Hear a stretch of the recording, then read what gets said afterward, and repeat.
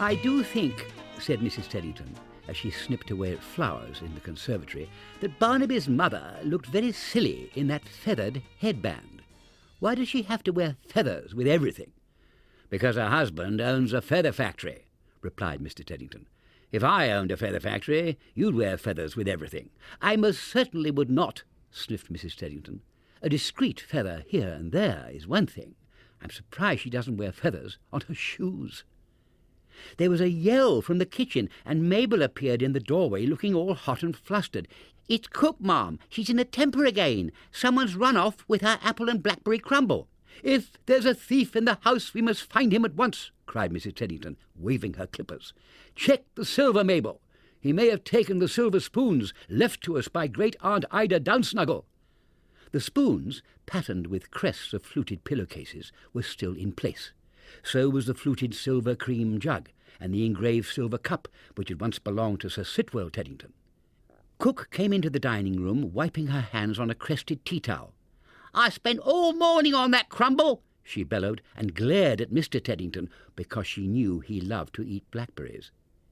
Then baby Ted rushed into the room, crying, "Papa, Papa, a thief has taken Huggy Bear!" "Never!" exploded Mrs. Teddington, her fur turning crimson with rage. "What kind of a man would steal a little bear's favourite toy? We must search the grounds at once." Everyone ran into the garden, to the great surprise of Edwin Bear and Miss Honeypot Bear, who were walking arm in arm up the drive to pay a visit. "I did see someone running off into the distance, but I've no idea who it was," said Miss Honeypot Bear. "Did anyone else catch a glimpse?" "I did, just for a moment, ma'am," mumbled Mabel, twisting her hands inside her apron. "A really ugly-looking bear he was, great staring red eyes." "What sort of clothes was he wearing, Mabel?" asked Mrs. Teddington. "I don't know, ma'am. I only saw his face at the window. There was something else peculiar, but I can't remember what." "There's no point in looking any further," growled Mr. Teddington. "I'll go down to the village and make inquiries. But what are you staring at, cook? Back to the kitchen." "Are you thinking what I'm thinking?" whispered Miss Honeypot Bear to Edwin, "that the thief didn't look like a bear at all? Whoever heard of a bear with yellow curls?" Edwin Bear nodded, frowning slightly. "You are a baby to cry about a toy," said Barnaby. "I'm not crying, but I do miss him."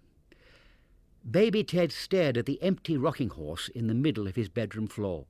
He had given Huggy Bear lots of rides on the rocking horse.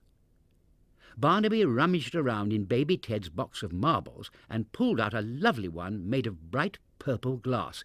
"If you give me this," he said, "I'll tell you who stole Huggy Bear, and we'll go and find her." "Her?" cried Baby Ted. "You mean he was a her?" "Of course he was a her. He was Goldilocks."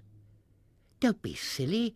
It was a bear who stole Huggy and the blackberry and apple crumble. Mabel saw his face with big staring eyes." "That was a mask," replied Barnaby gloatingly. "Goldilocks was wearing a mask, and she doesn't live in the village. She lives in a cottage in the wood." He put the marble into his pocket. "Let's go and find her." The wood was a deep, dark place. Baby Ted had never been further than the edge of it. His parents had forbidden him to. "You're not scared, are you?" scoffed Barnaby, but he picked up a big stick just the same. The path into the wood was overgrown with brambles and roots of trees, and soon they lost it altogether. They plunged into bracken as far as their elbows. The trees grew darker, the air damper, and the birds stopped singing. Then, in a sudden clearing, they saw a small cottage, topsy-turvy in shape and smothered in ivy. On a seat outside the cottage sat Goldilocks. At her feet was a mask shaped like a bear's head, and an empty pudding dish.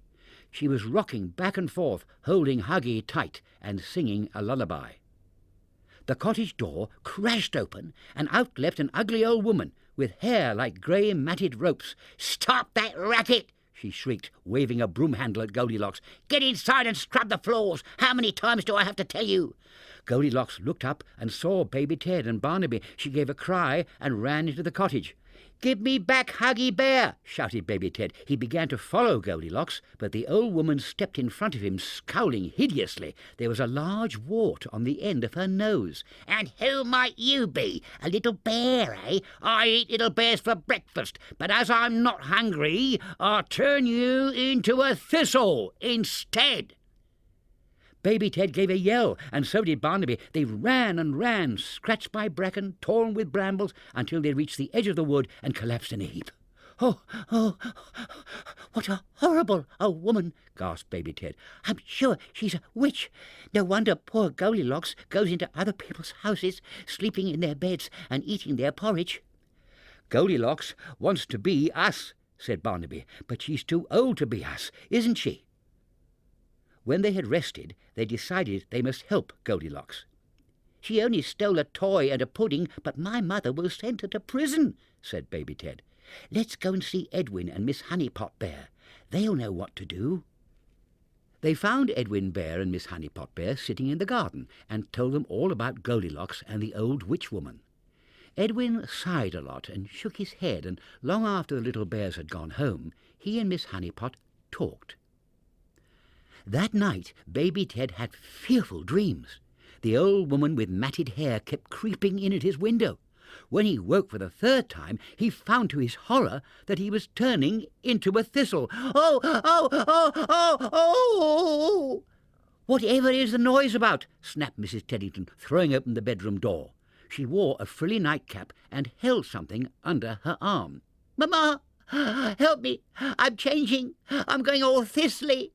We went into the wood to look for Huggy, and this old witch woman leapt out at us. She had a wart on the end of her nose. She said she ate little bears for breakfast, but she wasn't hungry, so she's turned me into a thistle instead." "You're not going all thistly. You're going all bristly," said his mother. "Bears always do when they're frightened. Calm down at once." Then her voice became quite gentle. "You had a nasty shock. I told you never to go into the wood. I hope you have learned your lesson. Here, take this." And she held out Huggy Bear. "Huggy!" cried Baby Ted. "Oh, Huggy, where did you find him?" "Goldilocks brought him back," replied his mother. "Goldilocks?" "Yes, she said she's too old for toys now. She's going to live with Miss Honeypot Bear and help her with the bees and the housework. Now go to sleep, Baby Ted. I'll leave your nightlight on." "Don't go, Mamma," pleaded Baby Ted. "The old witch might jump through the window again. She'll be so cross now that Goldilocks has left her." "No, she won't. She's gone off on her broomstick to South America. She always wanted to. That's what made her so bad-tempered. Good night now." "Good night," murmured Baby Ted, clutching Huggy Bear. And he slept and slept until bright morning.